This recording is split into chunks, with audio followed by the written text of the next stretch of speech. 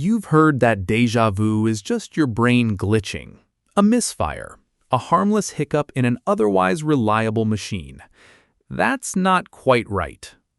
You walk into a room you've never been in before, and for half a second your whole body insists you have. The furniture, the light, the exact words about to come out of someone's mouth.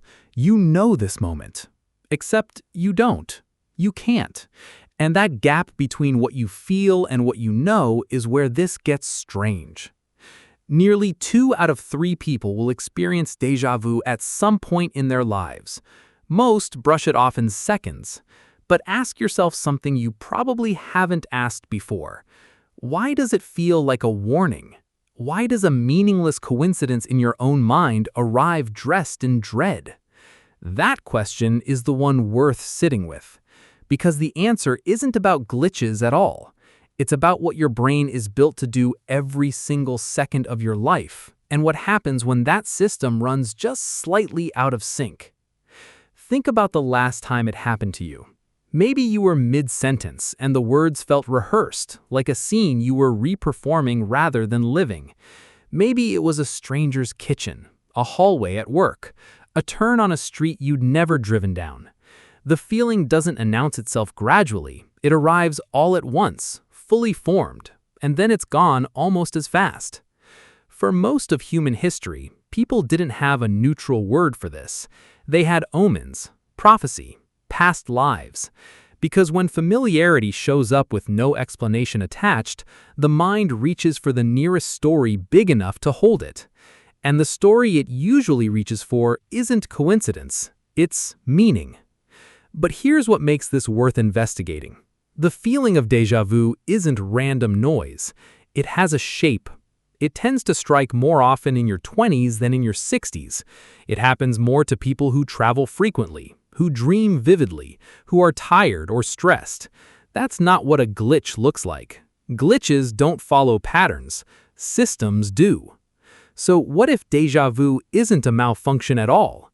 What if it's a system working exactly as designed, just catching itself in the act? To understand that, you have to understand what your brain is actually doing when it recognizes something. Recognition isn't a single event. It's a comparison. Every moment, your brain is scanning what's in front of you against a vast, messy archive of everything you've ever experienced, checking for overlap. Most of the time, this happens beneath your awareness, and the result feels seamless. You see a coffee mug and instantly know it's a coffee mug. No search bar, no loading screen, just certainty. Déjà vu happens when that comparison process misfires in a very specific way.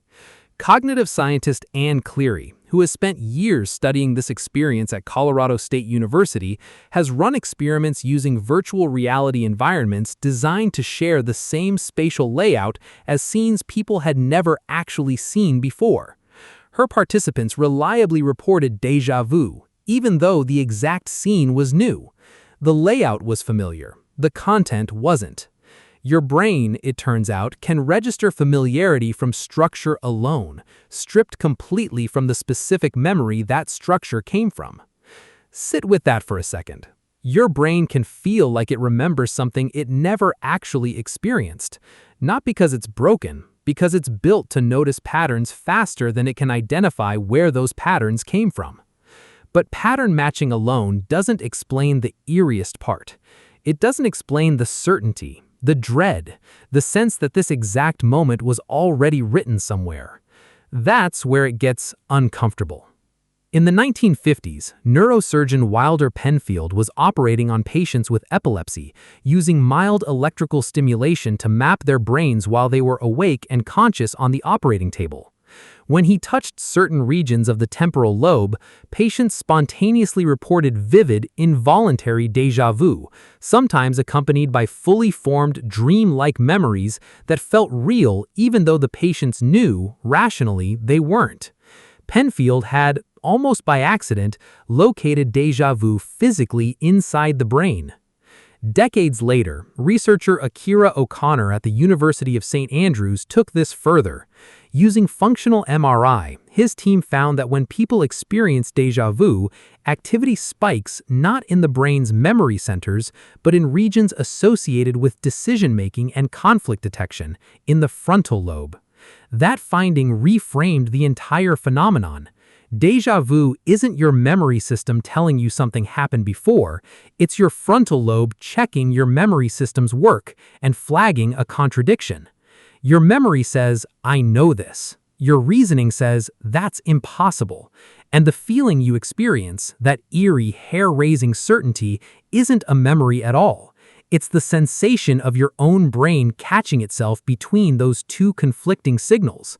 Déjà vu isn't proof something happened before, it's proof your brain double-checks itself. Which means that unsettling feeling of a warning, the sense that something is about to go wrong, isn't a message from the past. It's the emotional signature of an internal error detection system, working exactly as intended, just surfacing to conscious awareness for once instead of running silently in the background the way it does thousands of times a day. And that's not even the strangest part. Because if this is a checking system, it should get better with practice. And it does, just not in the direction you'd expect. Déjà vu becomes less frequent as people age, not more. Younger brains, still calibrating their pattern recognition networks, throw more false alarms. Older, more experienced systems throw fewer. The feeling that seems like a glimpse into fate is, more plausibly, evidence of a brain that hasn't finished fine-tuning itself yet. This reframes something people rarely question about their own minds. You tend to trust your gut instincts more as you get older, and for good reason, since experience sharpens judgment. But it also means the opposite is true in the other direction. The younger, twitchier version of your pattern recognition system is more prone to false positives, more likely to mistake a coincidence for a signal. Déjà vu is one of the more harmless examples. It's not always this harmless. The same conflict detection error that produces a fleeting, forgettable déjà vu can, in rare neurological conditions, produce something far more disruptive. Some people with temporal lobe epilepsy experience déjà vu constantly, dozens of times a day, so persistently it stops feeling strange and starts feeling like the ground giving way beneath ordinary reality. For them, the system isn't misfiring once in a while. It's stuck, flagging contradictions that aren't there, over and over. And the eerie feeling you experience once a year, they experience as a near constant hum underneath everyday life. That's the modern implication worth sitting with. The same mechanism that gives most people a brief, almost pleasant shiver of mystery a few times a year can, in a different context, become genuinely disorienting. The line between an interesting quirk of cognition and a symptom isn't the mechanism itself, it's the frequency and how much your life bends around it. So the next time it happens to you, that half second where a brand new room feels rehearsed, you don't have to reach for fate or a past life or a warning from some other version of events. What you're feeling is your own mind doing something remarkable in real time, comparing the present against everything you've ever known, and briefly, harmlessly, catching itself in a contradiction it can't quite resolve. You've heard that déjà vu is just your brain glitching. It isn't. It's your brain checking its own work, and for one strange second, letting you watch it happen.